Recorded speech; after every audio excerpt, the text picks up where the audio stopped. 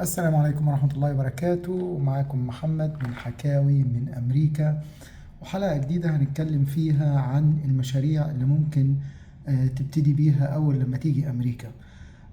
طبعا أول حاجة أنا عايز حابب أنوه عليها موضوع اللوتري اللي هو اتقفل مؤقتا. أنا حابب أقول لكم بس يا جماعة إن دوت قانون، وما يقدرش إن هو ما يقدرش ان هو يلغي قانون او يعني يوقفه نهائيا، ولكن هو ممكن يأجله، ممكن يعمل عليه restrictions، ممكن يعمل عليه حظر لبعض البلاد. كل ده وارد جدا يعني للأسف يعني، ولكن ان هو يلغيه ويوقفه نهائيا ده صعب جدا يعني. احنا كنا اتكلمنا قبل كده عن الحرفيين، وانت لو حرفي او بتحب الحرفة الموضوع ده هيبقى ممتاز جدا بالنسبة لك وهيساعدك جامد جدا في أمريكا.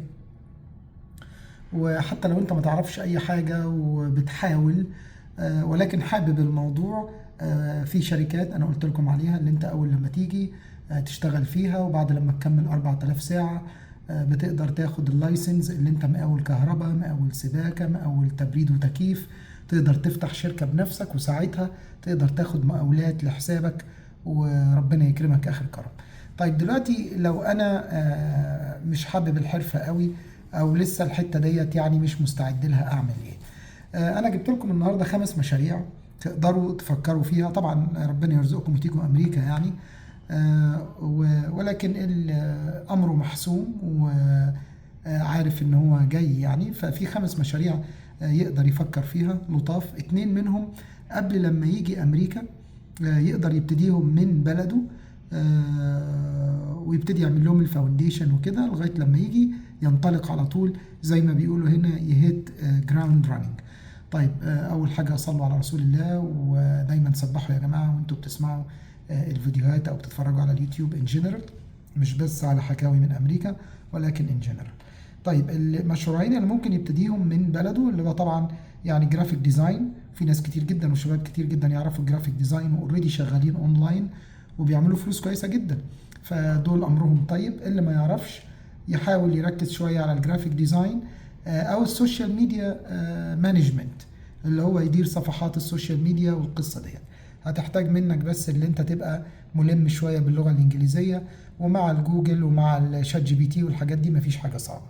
فديت اول مشروع تبتديه من بلدك قبل لما تيجي هنا، تبتدي تعمل ادفرتايزنج، تشوف العرب، تشوف السوبر ماركتات بتاعتهم، تشوف المحلات بتاعتهم، تشوف الناس العرب اللي بقى لهم مده بقى، ومثلا واحد زي ما احنا قلنا حرفي كده وكمل 4000 ساعه او 4 سنين وبقى مقاول كهربائي عايز يعمل دعايه لنفسه، انت تساعده في القصه ديت كلها. نفس الموضوع وقريب جدا منه دروس اللغه العربيه. انا مش عايز اقول لكم ما تستهونوش بالموضوع ده، ناس كتير جدا عرب ومسلمين بيعانوا مع اولادهم ان هم يخلوهم يتكلموا عربي كويس. مش كل الناس قاعده جنب الجوامع، مش كل الناس في مدن كبيره، فدول فعلا محتاجين دروس لغه عربيه.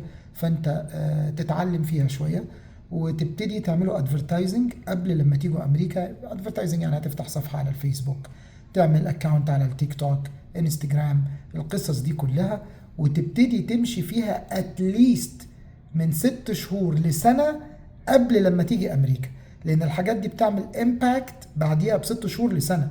يعني أنت ما تفتكرش إن أنت أول ما تفتح صفحة فيسبوك الناس كلها تتصل بيك، مش هيحصل. خلاص، أنت محتاج تقعد تعمل كونسيستنت كونتنت لمدة 6 شهور لسنة، يعني كل يوم تنزل تنزل تنزل لغاية لما الناس تبتدي تعرفك. زي ما احنا مثلا القناة بتاعت اليوتيوب دي جديدة، فانا مثلا علشان تبقى القناه بتسمع او تعمل ربحيه او الكلام ده عايز له مثلا سنه ونص سنتين. فانا افضل قاعد شغال عند اليوتيوب كده اهوت لغايه بعد المده ديت تبتدي تسمع وتعمل شغل. خلاص. طيب مشاريع تبتدي فيها اول لما تيجي امريكا ديت هتعوز راس مال بقى. ديت هتعوز راس مال، راس مال مش كبير. انا دورت لكم على كام مشروع، هنبتدي ب3 دول مش محتاجين راس مال كبير. ولو خلاص ربنا اراد لك وهتيجي امريكا نبتدي بقى تقعد تفكر فيهم وتفصصهم وتعمل استراتيجي عشان تيجي تبتدي على طول. خلاص. اول مشروع انا وريتكم كان في شورت عامله للووتر بريشر، عربيه وواحد بيمسح الارض، ووريتكم الارض بعد لما اتغسلت وقبل لما اتغسلت. وشكل العربية عاملة ازاي، والمقطورة اللي وراه، والمكنة اللي بيرش بيها، ولا اي حاجة اسمها ووتر بريشر. عارفين مغسلة السيارات عندنا في بلادنا مش بيغسلوا السيارة بووتر بريشر، مكنة ضغط مياه قوية، صح؟ ديت بتبقى محمولة، بيجيبوا واحدة بتتحط على التريلر، يعني السيارة التريلر اللي بتجرها الشاحنة او التراك، تحط واحدة عليها من ورا، وبتبتدي تتنقل تغسل السيارات، تغسل التراكات الكبيرة، الايتين ويلر، البيوت، كل حاجة في أمريكا الناس بتطلب إن هي تغسلها. خلاص. المشروع دوت راس ماله بيبتدي من $5000 أقل شيء. ممكن تجيب تراك صغير، ويعني ستبتدي بشيء محدود، وتبتدي تحط في التراك نفسه الماشين وتبتدي تشتغل. فمن $5000 لغاية $20، $20000. خلاص. ولكن ده مشروع كويس جدا، وأنا أعرف ناس شخصيا عملوا فيه فلوس مش بطالة.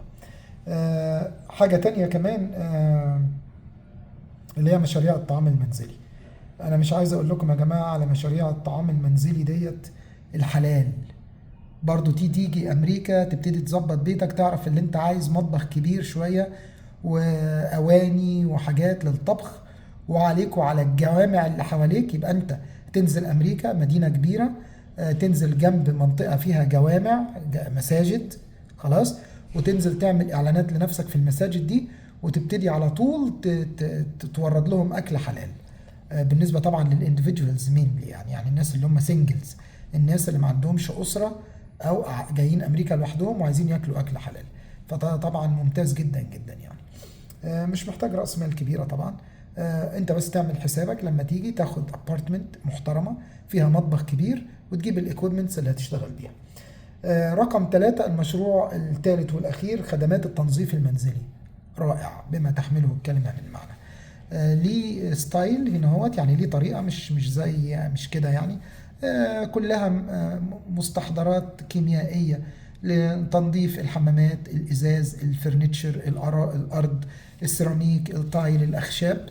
وليها طريقة معينة، كل واحدة ليها التاولز بتاعتها المعينة، اللي هي الفوط والحاجات المواد اللي زي كده. انت مجرد اللي انت هتذاكرها شوية على اليوتيوب وتعرف، وتبتدي تعمل برضو الصفحة بتاعتك والادفرتايزنج بتاعك والقصة دي كلها، وتيجي جنب الجوامع وتبتدي تعلن في الجامع، وتعمل الاعلانات على الفيسبوك وكده. خلاص على طول انت بتشتغل فيها، وديت بتبقى برضو فتحة خير كبيرة جدا. بتحتاج في بعض الولايات بتحتاج فيها ترخيص، كل المواضيع مش صعبة ابدا. ممكن اجيب لكم التفاصيل لو حابين. ورأس مال يعني مش عايز اقول لكم من $2000 ماكسيموم. وانت طالع لو حبيت تجيب ناس بقى تعينهم وتعمل مكتب وتتوسع زي ما انت عايز، ممكن توصل $15000، $20000 لو هتأجر مخزن تحط فيه الايكويبمنتس بتاعتك والمكنسة والاشياء والحاجات كلها، ويبقى عندك اكتر من ستاف، وتجيب لهم سيارة مخصوصة، يعني ممكن توصل ل20,000 على حسب السايز بتاع البيزنس. طيب دول كانوا 5 مشاريع سريعة، أتمنى لكم التوفيق. ما تنسوش لو كملتوا معنا لغاية دلوقتي تصلوا على رسول الله وتشتركوا في القناة. ومش عايزكم تقلقوا أبدا من موضوع اللوتري، هيفتح إن شاء الله، واللي ليه أمل إن هو يجي أمريكا هيجي بأمر الله. كان معكم محمد، والسلام عليكم ورحمة الله وبركاته.